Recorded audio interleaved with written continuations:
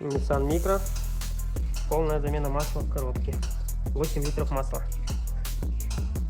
Вот такая красота у нас заливается. Чистейшая. Вот такое у нас было масло. Достаточно неплохое. Еще прозрачное.